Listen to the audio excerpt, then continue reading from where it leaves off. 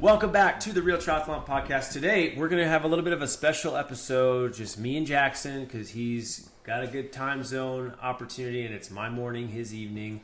And he's been in the Sierra Nevada in Spain, which, we were talking about Sierra Nevada, because I was like, I thought that was like a United States thing. I don't know. Is there a mountain range? And then he's like, well, there's one here too. So anyways, Jack, you're in the Sierra Nevada town.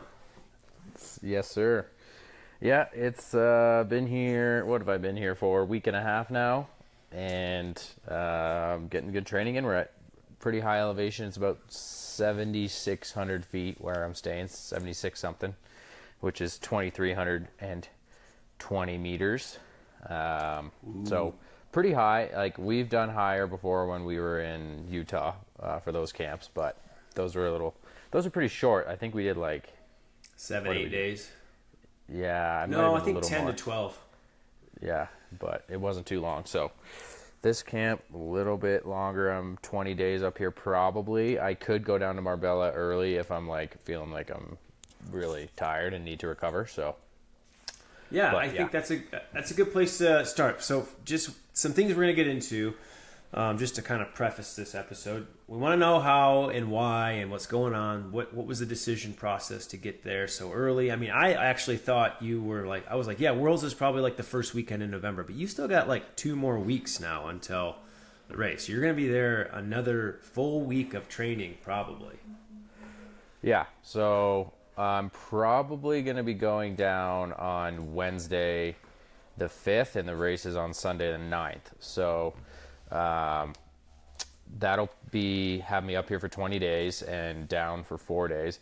And part of the decision on the timing was looking back at those Utah Worlds that we did, and I had a good day both of those times. And those races I came down like 3 days before from the altitude. So I wanted to do something kind of similar, maybe lean a little bit more towards recovery, but there's a lot of things that can happen with altitude. There's you can feel flat first off. You can feel flat right away. Some people, I did quite a bit of research. Like, there's a decent percentage of people that will feel pretty bad between like 5 and 9 days after for some reason. So generally, you either want to go down like 10 days or more, or like less than 5 days. So it's kind of a bit of a balancing act, and depending how long. Like, if I had been here even earlier, like if I was here for like 4 weeks and still could have gone down like 10, 12 days before, I would have done that. But then I was balancing like, well, if I go down 10 days before, then I'm only up here for like 2 weeks. So it's all kind of part of the calculations. But yeah, I decided like I definitely want to come over early because there's the big time change. It's just such a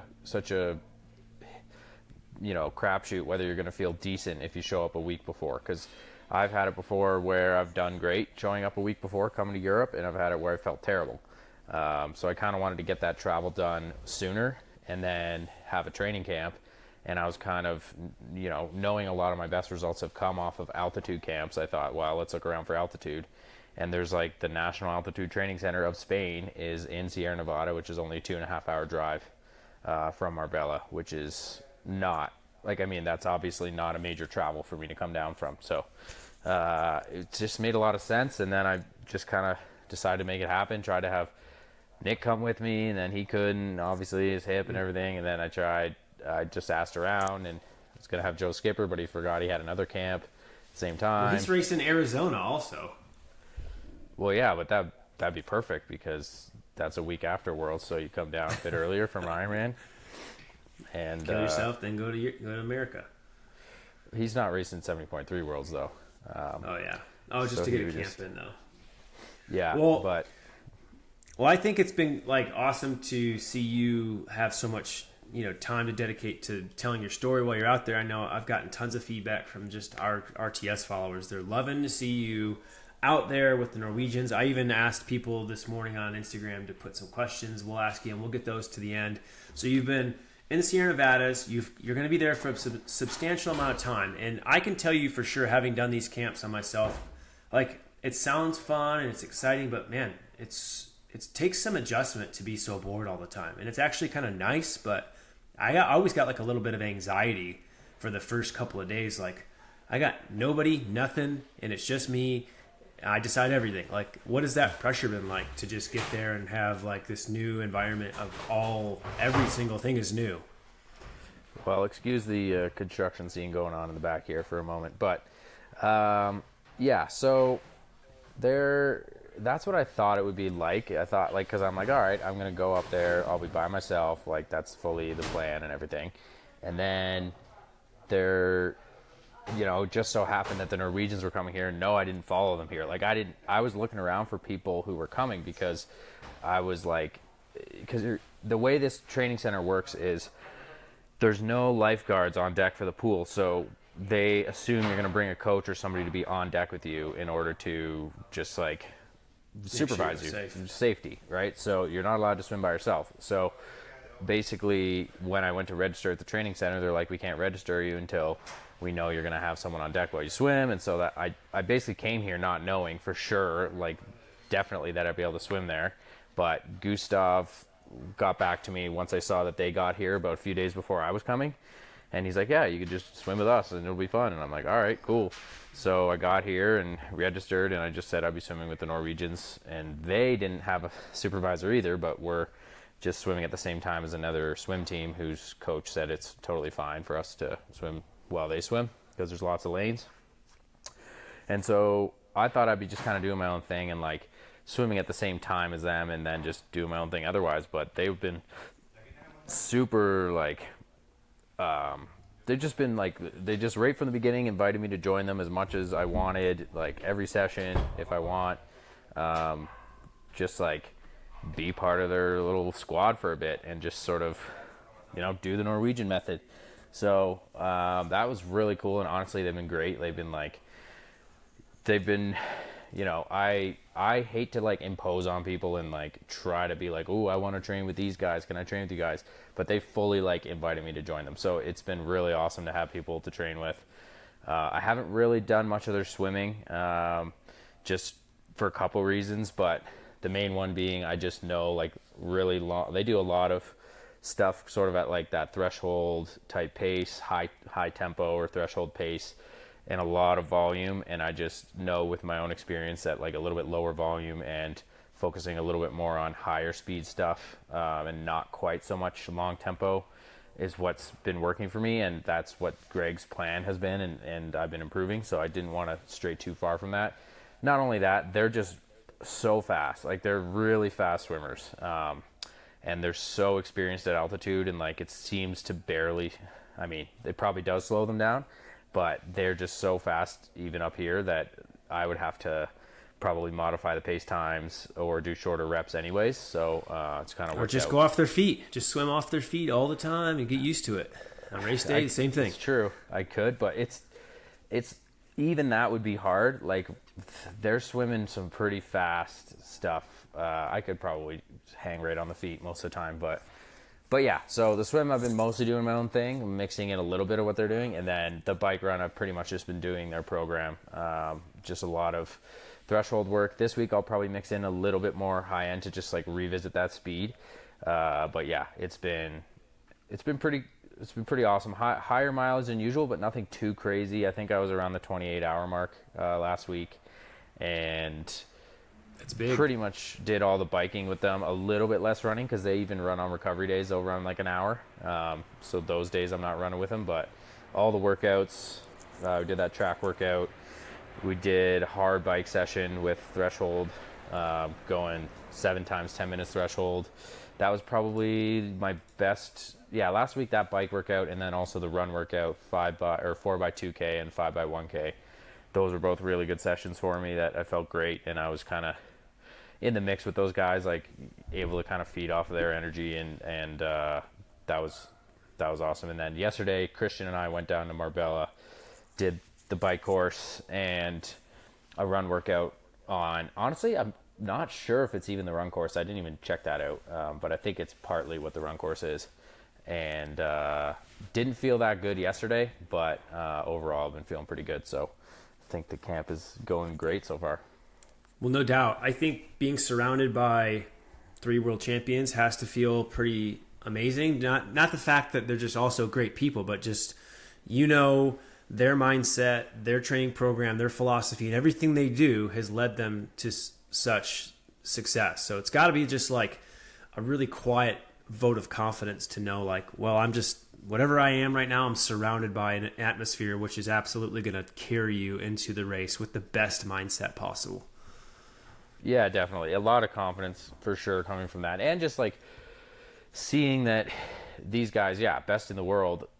And like when I'm training with them, I'm not like light years behind. Like, yeah, they're stronger. Like they're really strong, and they're definitely stronger than me across all three sports. But on the bike and run, like, you know, I can kind of hold my own, and I can see a world where, yeah, like these guys are favorites to win the race, and like it does give me confidence that I can go out and have a good day and come top 10 again. Because, you know, usually if you're within, you know, 5 to 8 minutes of the win, you're going to be top 10. So I feel like I can be in that ballpark. And going to see the course yesterday, even though I didn't feel that great, I still hit the climbs pretty solid and just got some confidence from the course itself. Like, it's a tough course, but it suits me pretty well. It's not that technical. It's just constant ups and downs. Yeah, I think let's dig into that, because I think people listening who are racing that would really benefit from hearing. I mean, Jackson, let's not cut any corners here. You're not the best descender, and I know you want to get better at it. So those who are worried about anything technical on the course, you know, what do you feel like they should be concerned about going up and down with technicalities, you know, specific to that bike route? Yeah, so obviously, pretty bad descender myself in terms of willingness to take risk, and then also just like, having not ever lived in Europe or done too much time on technical type areas. But it's basically, there's two sections on the descending that I am going to focus on the next time I go down and try to really get proficient at. But the first one is kind of in between, like on the first climb, like if you look at the course profile, there's like a long climb, and before you're done the climb, you kind of like go up, and then it's like there's a little bit of downhill, and then you go up again. So that first little downhill is reasonably technical. Like it's you know, a typical European style descent that you would imagine, like, you know, sweeping turns where you're out of aero and you do have to brake a little bit. Obviously the really good riders maybe aren't braking much at all, but that's a slight technical area where you do, you know, if you're not technically skilled, you're going to lose some time, but it's a short period of time. It's only, I'm kind of guessing, but it's probably a 2-minute descent. So, well, I've got your Strava ride pulled up right now. I'm looking at it from 7.6 miles when you crest that first climb, and then you descend. It's like from 7.7 miles to 8.6 miles. So it's like roughly just a mile descent. Yep. Yeah, that sounds right. And it's not like super scary. There's no like real switchbacks. There's some sharp bends. And for myself, I'm going to go to that section and probably ride up and down that descent a few times. Just get familiar with it. There's probably only a dozen turns or so. And, you know, it helps a lot to know the turns, because that's for myself where I lose a lot of speed, is where I'm not sure what's coming and I just play it super safe. But once I know the turn, I can perform much better. And then just knowing like, okay, this is where this is in the course. For me, I'm probably going to want to try to position myself towards the front of the group as I'm coming into that section, so that I'm not off the back, it's getting spit out, and then have to go too hard on the next climb. So coming out of that section, then you go into a nice climb. You know, there's some switchbacks and stuff, but it's a climb, so you're going real slow. And then you get up to the top of that, and that is like the end of anything technical for quite a long time. You kind of go down a long descent, and then you do a little out and back on another street. That out and back is kind of hilly, but there's nothing technical at all, like fully aero the whole time, no problem. Then you come back to the main highway again, and then you keep descending. It's super wide turns, like there's nothing you have to hit your brakes for at all. It's totally, you know, aero. I was out of aero sometimes, but that was more due to traffic passing and just like being a little bit tight against the barrier, and just reasons that aren't going to be a factor in the race. So that's pretty open. And then you go all the way down to the bottom, then you U-turn, and then the way back you just stay on the main highway. So There's no more like real slow technical anything. But on the descent coming back, it's really high speeds, and there are some sweeping bends where the really good riders are going to be able to stay aero the whole time, and that's where you could gain a ton of time from practicing that and staying aero as much as you can. And that's the other section that I'll be practicing. So the good news is when you go up the technical descent or the technical climb with the little descent that's technical, and then you finish the climb, if you want to just practice the parts of the course that are going to be a little bit more challenging, then you just make a left on the highway and do the last descent, and then you're doing the 2 technical sections, and you're only having to ride like a third of the course. So when you say highway, like, is it like, are cars moving super fast, or is it just like a mountain pass type of pretty chill highway? I would put it like halfway between the two. Like, it is a pretty high speed road. But is it shoulders are pretty okay too, or no shoulder? There's a shoulder for most of it. Annoyingly, there's like little reflector bump light things right where you would want to ride on the shoulder, so you have to ride even a little bit further right, but you can kind of take the lane on some of the descents where it's not like a 60 mile an hour highway. It's like, I think it's like a probably equivalent to like a 40 mile an hour type highway. That's not bad. So it's not too fast. And, you know, it's, for me, like, the main thing was just the cars, like, where you're a little uneasy as you get passed by, like, a big vehicle and there's wind gusts and stuff. But in the race, it's not, I don't think it's going to be too concerning. The road quality is pretty darn good. There's a few sections with the little bumps on the surface, but nothing too scary. But, yeah, I would say if, you know, most people are going to get there and they're not probably going to have time to ride the entire course. So in that case, I would, ride the first climb and the last descent, and you maybe even can do that 2 or 3 times, and that's going to be your best bang for your buck for getting used to the course. Also, there's a highway section, like a real highway section at the start of the bike that's flat that you can't really preview, but I don't think it's concerning. Like, it's a wide open highway. You're only on it for a couple miles or something. I wouldn't worry about trying to see that too closely because there's no bikes allowed on that highway. Okay, and so let's jump real quickly into some more technical stuff in terms of gearing, helmets. Do you think people are going to be wearing aero helmets, or they're going to be just taking a 1036? Like, what type of cassettes and stuff are you going to kind of run? And then also, what do you think age groupers should probably think about? Yeah, so I switched to a 2x setup for this course. Having seen the course, I think I would have been fine with a 1x and maybe like a 56 tooth instead of the 60. But that being said, I think the 2x is going to be better because you're going to be spending a fair amount of time in those easier gears, and you just want to have a bit of a more efficient chain line. So happy with the 2x. In the training ride, I went with a 10 to 36 cassette.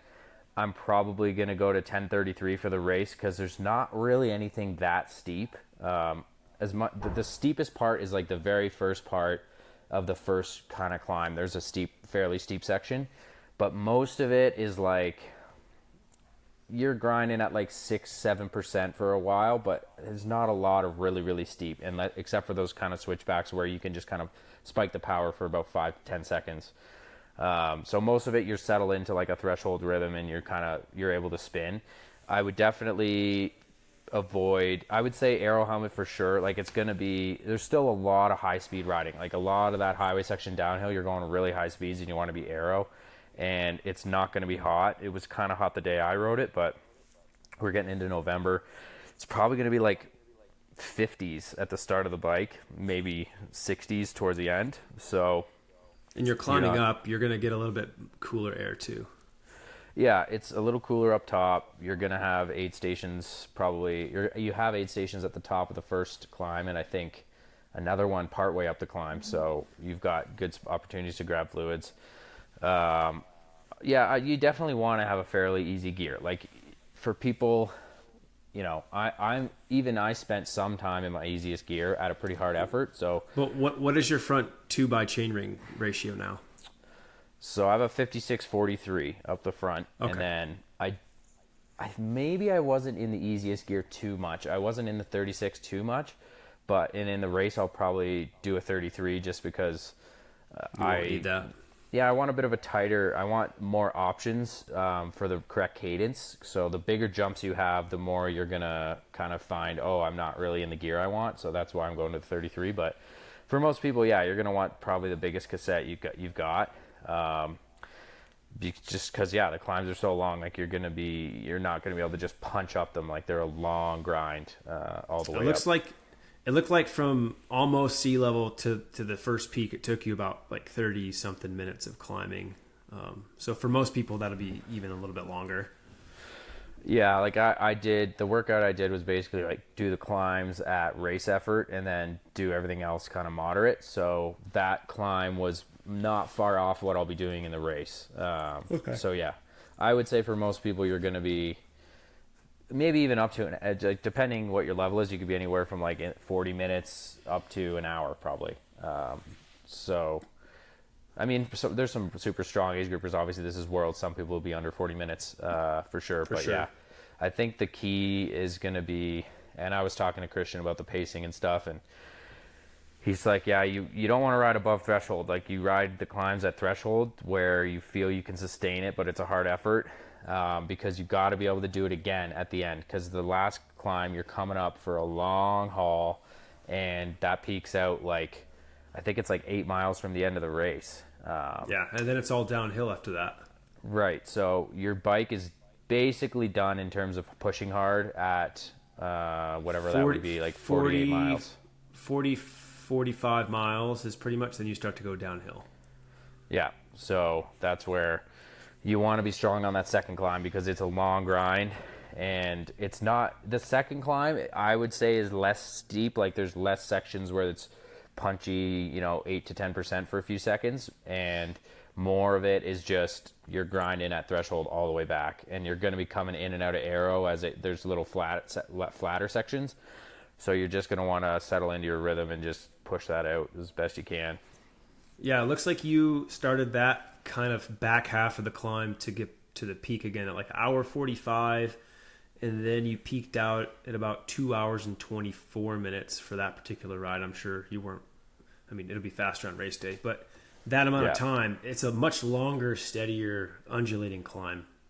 Yeah, it's pretty continuous. But yeah, it's that one I was basically just riding threshold on like the parts that were like fairly steep, and then as it flattened out I would take rest, because I didn't want to ride threshold for like 40 straight minutes. So I definitely went quite a bit slower than I would on the race.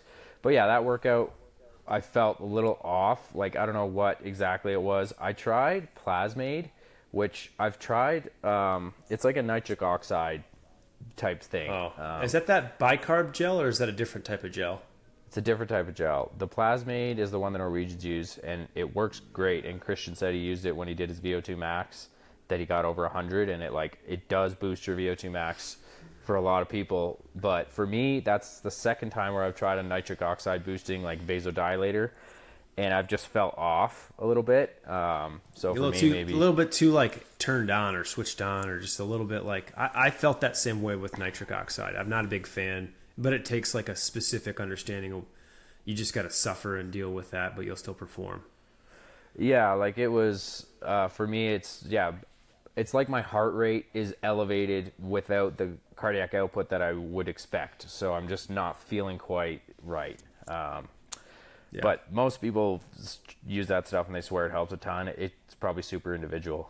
So anyways, I'll probably not try any of that stuff for race day, obviously. But outside of that workout, I felt pretty solid all the time up here.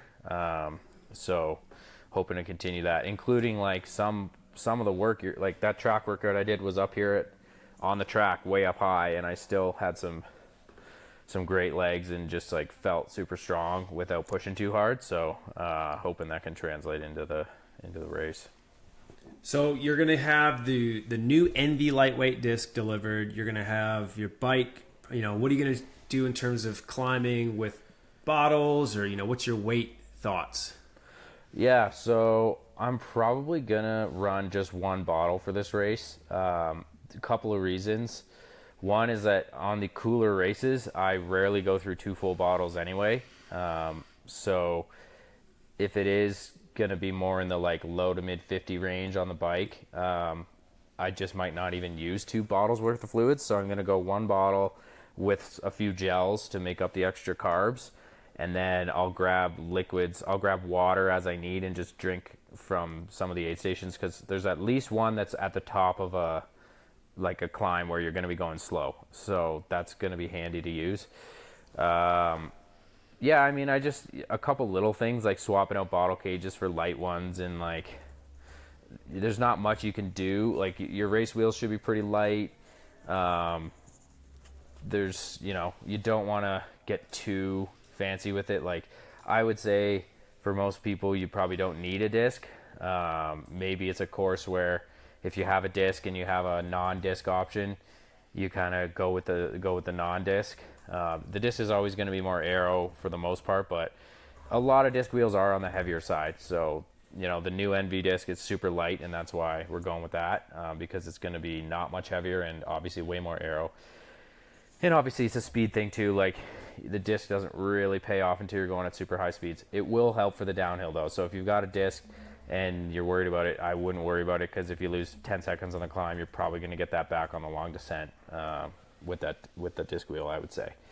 Otherwise, yeah, I don't know. It's like, make sure you have the right gearing, and outside of that, like, don't be too worried about weight. It's as much as it's nice to have a bit of a lighter setup up the hills, it's still aerodynamics matters more than anything. Like, the Norwegians are using discs. Everyone's going to be using discs. So that's totally going to be a decent option for a lot of people too. What about the logistics in town? Is it pretty easy to get around? There's a lot of space, paths. What do you expect that to look like? I haven't checked out the town too much, but it's probably going to be a bit tough for parking. If you're staying right by the race location, obviously life's a little bit easier.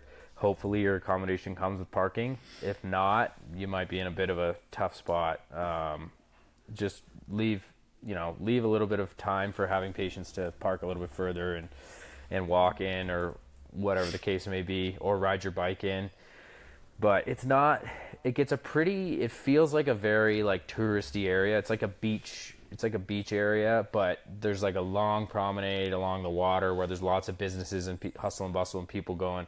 Like, when we were doing our run workout, you're like dodging people all the time, because it's just, that's where everyone congregates. We actually saw IRONMAN already setting up a lot of their fencing and stuff where the expo area is going to be, which is pretty crazy because it's 2 weeks before the race. So that's really early, but I am curious to see how it plays out with that. Me and Mark and Lisa are staying a 15-minute walk, which might be perfect, because that might just be the right time frame where you're kind of out of the busyness, but you're still close enough you can park and just walk from your accommodation. So I'm hoping that plays out pretty well. Wow. Well, I mean, we hit the course, we hit the specifics, talked about gear. Anything you think that that people might be thinking about otherwise before I dive into any specific questions? And obviously we'll still kind of lean into you if you have any key takeaways from being with those world champions, all that type of stuff. Like, there's no secrets. It's just, it's a mindset. It's hard work. What do you think? Yeah. From training with these guys, like, there's a few things that you really notice. The one is, like, they really just enjoy training, and they train together pretty much for everything they do. So they're just hanging out with their friends and like doing what they like to do. So doing high volume for them is probably not that much of a mental strain. So that's pretty neat to see. But also they do change things up. Like, they'll do their own thing quite a bit. Like, the one day, like, Gustav was feeling a bit tired, so he skipped a couple workouts and just took it easy. And like, Christian's been feeling really good, so he's been adding extra on the swim and like even the bike. Like, he must have trained close to, like, definitely more than 35 hours last week. Like, he was probably pushing close to 40. It was pretty crazy to see. Like, the recovery day, he swam 6K and still biked and ran. It probably was like a 3.5 hour day. So yeah, it's pretty cool to see that. But also, like, they really, like, the sort of mindset that they have with with their workouts is like it's all about the metabolic sort of training zone. So like they're doing like a threshold phase for this block. So they're just going to accumulate as much threshold time as they can in their workouts. It's not like, okay, let's do 30 minutes and push it harder. It's never push it harder. It's go at the correct like lactate zone, which they don't always measure. Actually, most of the time they don't. They just know where they're at, and they just push as long as they can in that zone. So for the bike, we did 70 minutes of threshold work. And for this week, Christian's like, I want to do 80 to 90 minutes, which seems crazy. And, you know, I tend to do more of a mixed bag in my workouts. But last week I just kind of joined them, and like I accumulated a lot more threshold than what I normally would. And I think it's a good stimulus. I probably this week will mix in a little bit of speed just because I know I respond really well to that sort of VO2 and where you've really got to clear the lactate at altitude. So I'm going to mix in a little bit of that probably, but yeah, like they're strong guys. Like they just can train a lot, and I think a lot of it just comes down to years of doing it right and trusting their program, and like they have a very key purpose with all their workouts, and they know what they're doing, and it's amazing how much they can. Yeah, like Christian's been really mind-bogglingly strong, because like he'll literally, like, you know, for the bike, like I would think there's not that many guys who are just going to drop me, but like we literally start the threshold session and it's like a 5 or 6% hill, and I'm like pushing like 360 to try to stay with him, and he's taking off, like, and he does that for 70 minutes, 10 times 7 minutes with only 1 minute rest, and he's pushing like close to 400 watts. Like it's really impressive. I think that just for the short amount of time I was around Christian for all the super try stuff, like I just noticed his mindset is just a bar above, like another level, another book, another chapter, whatever. He just doesn't have that ego that he goes with. He's very pragmatic. He knows what he can do, and he's just the most committed athlete I've ever seen in my life for this sport. So I think that's probably why he's been able to build such another like 10% even over the rest of the field, just because he's just bulletproof when it comes to his mindset. Yeah, and like he's been doing this, like we were like obviously we had a 2.5 hour drive each way. It was just him and I that went to Marbella, and we're chatting about like, you know, history in the sport and stuff. And he went, like in his last year of high school, he was traveling so much and like doing so much racing, and like he was already fully focused on triathlon when he was still in high school and like internationally, and he'd already gone through so much testing and knew the training methodologies, and it just like kind of grew from there. And that was okay. So he's 31 now. So that was 15 years ago. So it's pretty, that's what happens when you build that engine over that many years and more, because he started younger. You're just like able to do so much more. It's incredible to see. But yeah, he's my pick for the win. Honestly, I can't see how someone's going to be, I just can't see like I don't see where someone could beat him in terms of swim, bike, and run combination. Like I can see, okay, maybe somebody's a little stronger on the bike or whatever, but like I don't even think so. I don't think he's getting dropped. Like that guy is climbing like an animal right now. And he switched out his frame for a smaller one to save weight. Like he's thinking about everything. He's going to be tough to beat. Yeah, I think he's going to have a lot of awesome energy around him on race day too. Like I know with what you're doing now too, you're going to be in such a like caliber, and I really have high hopes for North America in this, you know, state that you've been there, and we're going to hopefully. I don't know how many other North Americans are going to show up on the start line with like a good chance to be top 10, but certainly you, and I hope Dubrick can use his like new health and in relationship wealth. Like he's loving it. He's in a good spot. He's been top 10 for the last 2 years. So I was thinking the last 4 worlds we've had a male in the top 10 for RTS. Yeah. So we got to keep that going, Mark. If you're listening, let's do it. We got this. Both of us. That'd be freaking stellar. But he was top American a few times. Yeah, he's been strong at Worlds, and I think he will be again. It'll be interesting. I'm stoked for it, but yeah, I've got to so I basically have another hard week of training, and then it's, you know, taper. I'll even probably not push too hard next weekend. So we'll see. Well, what that'd the be body good. Comes up with. I mean, I've had so many athletes come down from altitude, me including, where you can't be too critical, and you got to listen to your body, and you can't have like I am coming down on this day, because sometimes you're like, man, I'm feeling way worn. I need to go down like 2 days earlier. So I know you're going to make those great decisions, and for sure, man, it's keep the stories coming. Let me go into just a couple questions, and you don't have to spend a whole lot of time, but this is just what some people asked this morning based off of the story I put up. All right, so we got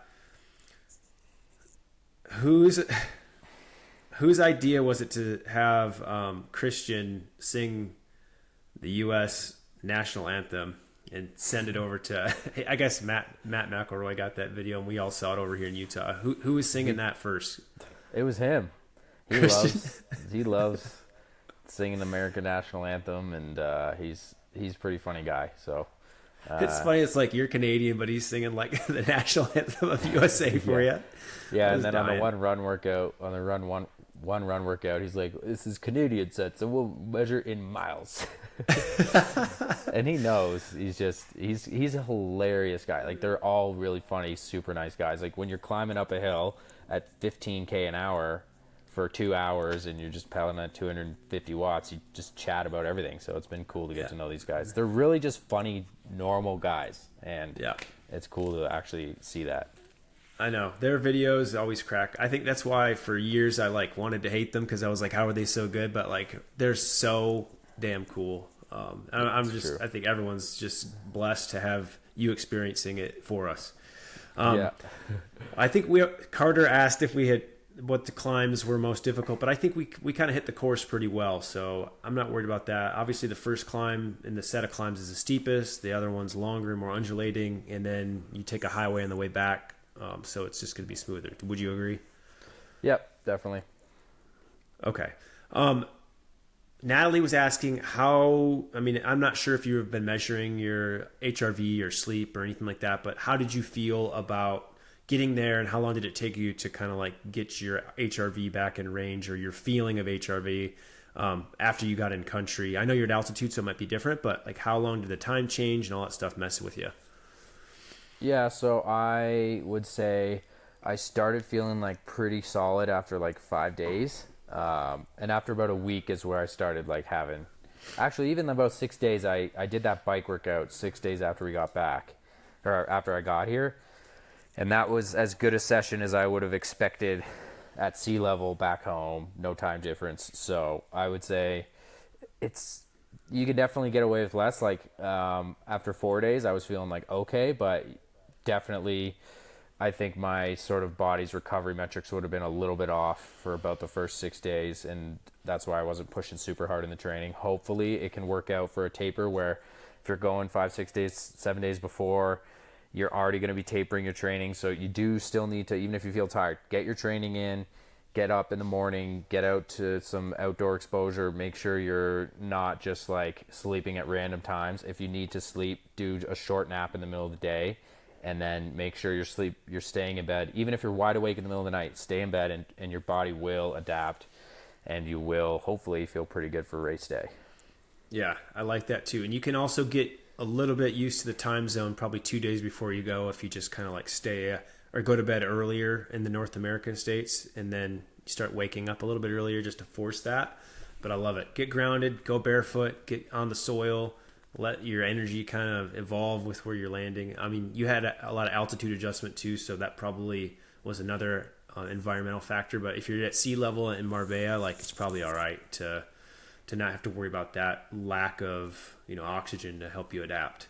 Yeah. All right. Jocelyn McCauley has asked, what is the funniest things any of the Norwegians has said? You can kind of, I know there's probably a couple, but there's a few.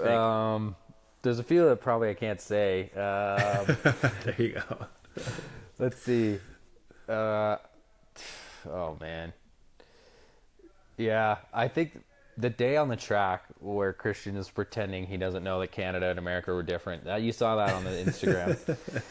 These, we'll measure in miles. Miles is American. Okay, then we'll measure in Fahrenheit. It was funny. And I did take my first ever lactate at this camp. One lactate reading in the middle of the threshold set. It was 2.3. Apparently that's probably all right. And that's good. So that's my... Casper took the lactate virginity for me. Yeah, he did. What a nice guy. Got it. He's like, we're getting you, Jackson. They were probably just more curious to see what you were at. It was probably just like a little bit of a snipe. Like, ooh, what's Jackson's training look like compared to ours and his body responding to it? Yeah.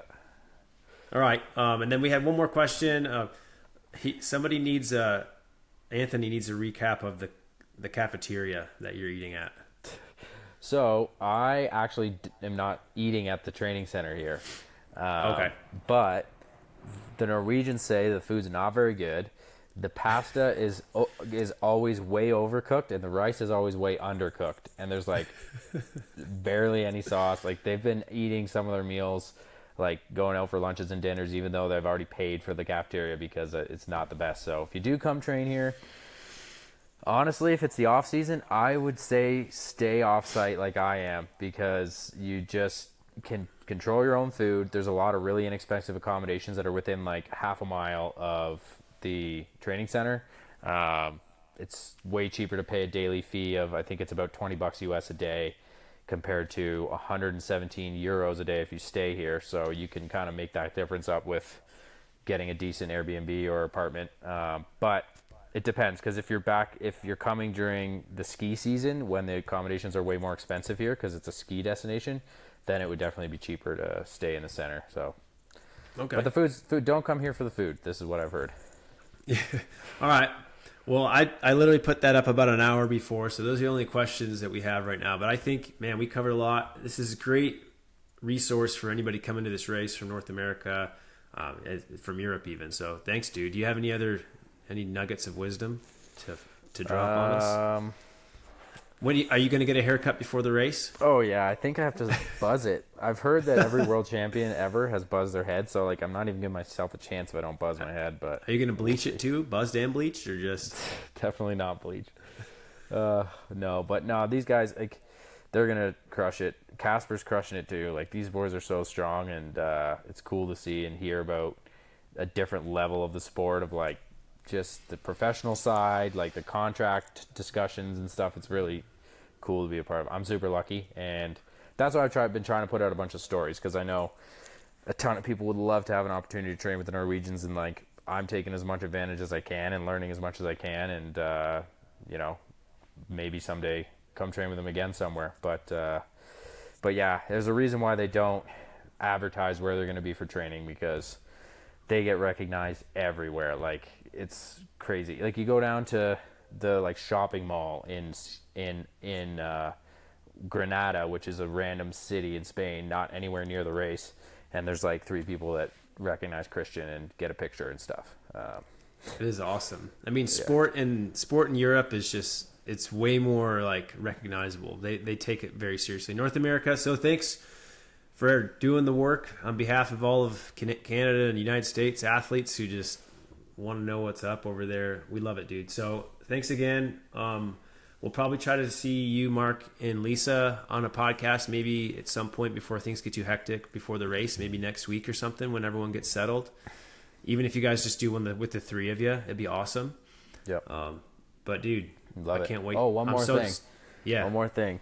I think it would be sick for you to ride with Gustav sometime and see if you could descend with him, because he is freaking animal. Like, he'll be going into curves in his aero bars, and I'm like, I'm about to watch someone die. Like, I'm about to watch someone die, and he just rips them. Like, it's insane to see. And they're all good descenders, all 3 of them. But Gustav is like the daredevil, and they'll just like try to stay with him. Ooh. It's pretty crazy to see. So anyway, all right, I look forward to that. You gotta invite him to, like, I'm trying to think. I don't know if there's gonna be a race in St. George anymore if he comes there and does. But even Snow Canyon compared to like the stuff that's here, like, you've been to Europe, like, it's not really that technical. No. So you would freaking love it to try to go with these boys and try not to break your other hip. Well, hopefully one of them will go to Roth one year, and I can chill with them before the race, because I'll probably go like at least a week out and do that stuff. But I think I'll try to go to Europe again next year and have some racing, and I'd love to get to know those guys a little bit more. But anyways, dude, thanks for your time. I know you probably got to go get some sleep, and we'll just keep checking in on Jackson. Follow him on Instagram. Go to his snack club on the feed and support him.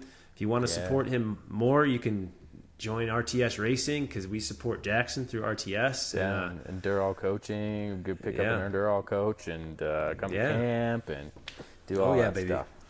Well, thanks, buddy. I miss you. I don't want to get off the call because I miss you, but I got to let you go. Too, bud.